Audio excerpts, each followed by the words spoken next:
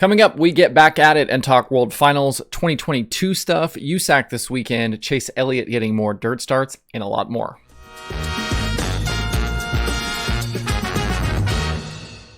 Today is Friday, November 12th, 2021. Welcome into Dirt Tracker Daily. I'm Justin Fiedler.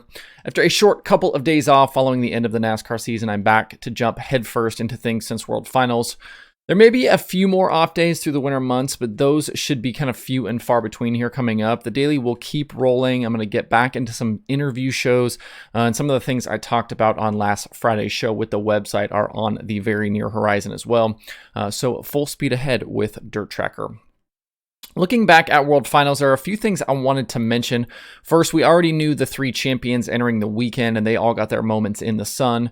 Brad Sweet made it 3 in a row, and Brandon Sheppard and Matt Sheppard added to their already stacked resumes. Besides those guys, there were a ton of other things to keep an eye on all weekend. Big shout out to Alex Yankowski on his first ever Super Dirt Car Series victory on Friday night. 17-year-old driver lost his grandfather earlier that morning and nearly didn't run the race. It was a tough day for sure, but he made the most of it, going quick time, winning his heat race, and bagging the victory from 6th. He only made a handful of SDS starts in 2021, but he'll definitely be one to watch in the Northeast in the coming years. With the World of Outlaws late models, it was a weekend sweep for Superman Jonathan Davenport. He went 4th to the win on Friday and 6th to the win on Saturday. He only ran 10 Outlaw shows this season, but won 3 of them and had 7 top 10s. Brandon Sheppard led laps both nights, but had to settle for 2nd on Friday and 3rd on Saturday. As for 2022 with the Outlaw late models, the full-time field could really be wide open here. Ricky Weiss isn't returning to the series after 3 years as a full-timer. 2021 wasn't what they were hoping for in their first season campaigning their own chassis, and they will run a pick-and-choose schedule in 2022. Back through the 2019 season, Weiss had 130 Outlaw starts with 2 wins, 43 top 5s, and 86 top 10s. He definitely has the talent to compete for a championship, but dialing in that chassis, I think, was just too much to overcome this season. Also, in a piece for DirtOnDirt.com, Rocket Racing owner Mark Richards told Kevin Kovac that their plans for 2022 are not yet set either. That team has been a staple of the World of Outlaws late model series, but rising costs and uneven purse payouts have Richards questioning the future. He told Kovac that he'd like to see purses pay more down through the field, and that tow money for the series needs to be bumped in order to help teams with travel expenses. It'd be a sizable loss, I think, for the series if the Rocket house car is gone next year.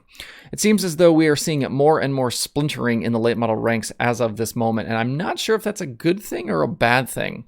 Costs obviously continue to rise, and there are more options than maybe ever before for races and series to compete with.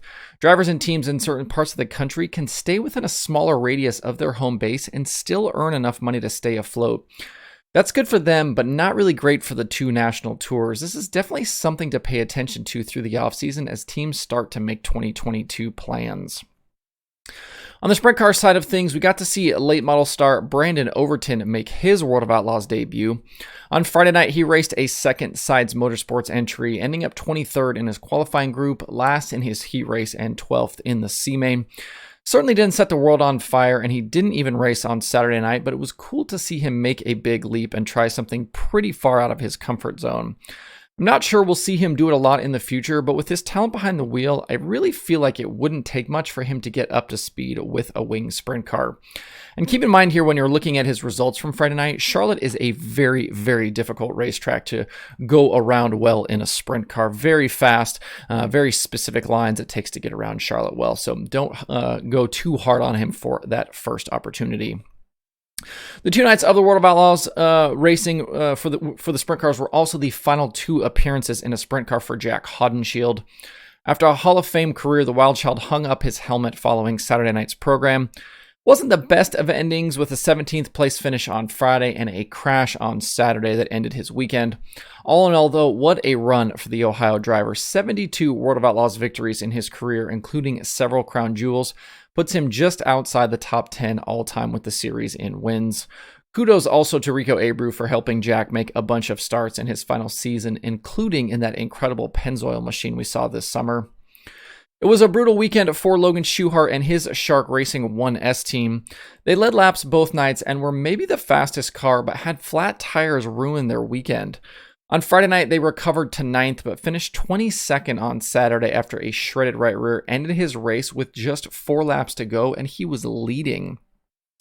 And even though he missed out on an opportunity to snag that third place position in the points, Donnie Schatz had one hell of a charge on Saturday night. He used his first provisional to start a feature with the Outlaws since August of 2020 and promptly went 25th to 3rd in the final results.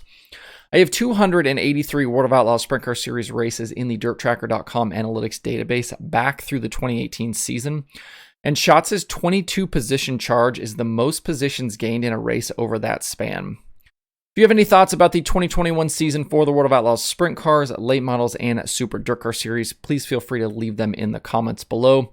There were definitely no shortage of storylines all year, and there is a lot to look forward to in 2022.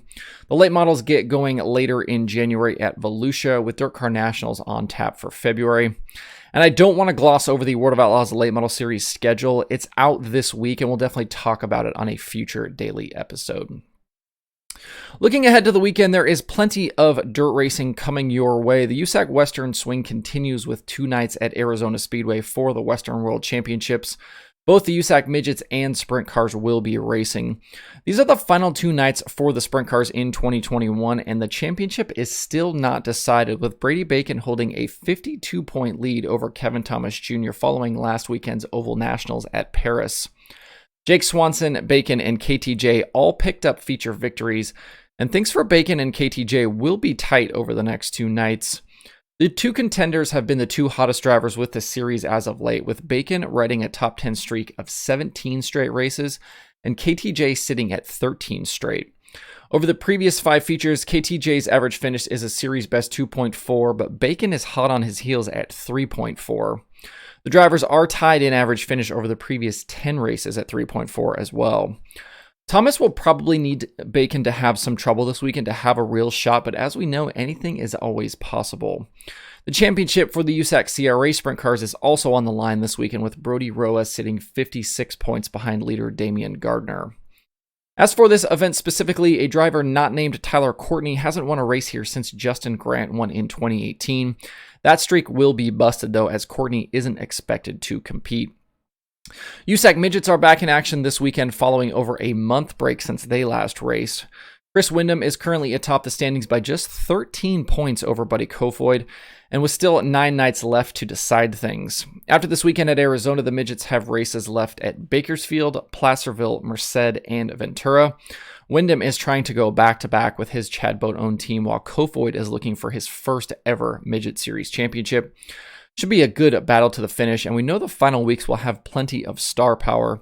We've already talked about Kyle Larson making appearances at Placerville and Merced, and we also know that Chase Elliott will be in a midget at Placerville for the Hangtown 100. He'll drive a car owned by Larson after having previously made starts for Chase Briscoe and Chad Boat earlier this year. If you can't be at Arizona Speedway this weekend, Flow Racing has live coverage both nights. In the late model world, over the next few days, we've got dueling 50,000 to win shows at opposite ends of the country. At Senoia in Georgia, the inaugural Peach State Classic will pay $52,000 to the winner of the Super Late Model Show on Saturday, with that field expected to include Tyler Erb, Ricky Weiss, Devin Moran, Joseph Joyner, Zach Dome, Jimmy Owens, Dennis Erb Jr., Kyle Bronson, Chris Madden, Ross Bales, and a whole lot more. The Pollard family has made a significant investment in Senoia, and they should be in for a good weekend of racing down there.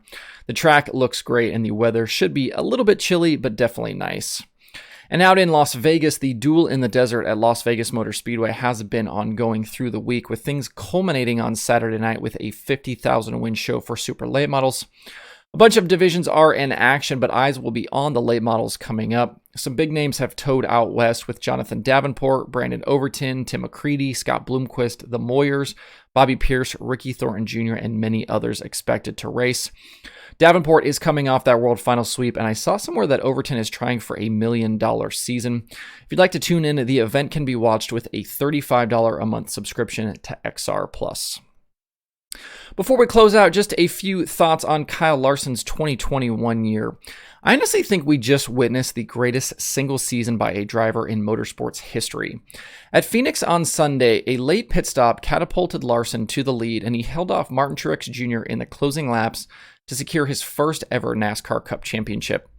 It was the cherry on top of a season that included 10 official NASCAR wins, plus an additional 19 dirt wins.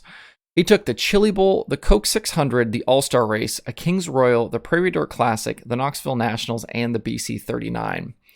It wasn't the sheer volume of wins that he had in 2020, but the list was way more diverse and I think much more impressive. Huge wins across multiple car and track types and the Cup Championship. And he did it in an era of hyper-competitive racing against some of the best in their respective areas. I honestly don't know how he or anyone else could top a season like this, and I wonder if anyone will ever really have opportunities like this again to run such a wide spectrum of races in a single season. Looking at his resume, there really isn't much left for Larson to do in motorsports. He has a Rolex from the Daytona 24, on top of all of the other things he's already done. That leaves the Indy 500, the 24 Hours of Le Mans, and if you really want to go off the rails, maybe a Formula One start. Other than that, he's basically done it all. And don't forget, he's only 29 years old. There are 9 shows on the streaming schedule for today, with more to come this weekend. That includes the aforementioned Duel in the Desert out at Las Vegas on XR+, Western World at Arizona Speedway on Flow Racing, the Peach State Classic at Senoia also on Flow, and a whole lot more. To see the full daily streaming schedule through the weekend, visit dirttracker.com/watch tonight. And don't forget, I'm working on a future mailbag / Q&A show. So if you want to submit a question, email it to me at info@dirttracker.com, or you can DM me on social media. That's it for the show today. Hope you have a good Friday and a good weekend. If you have thoughts about the topics on today's show, please leave them in the comments below or tweet at me. Thanks everybody for tuning in. We'll see you next week for more Dirt Tracker Daily.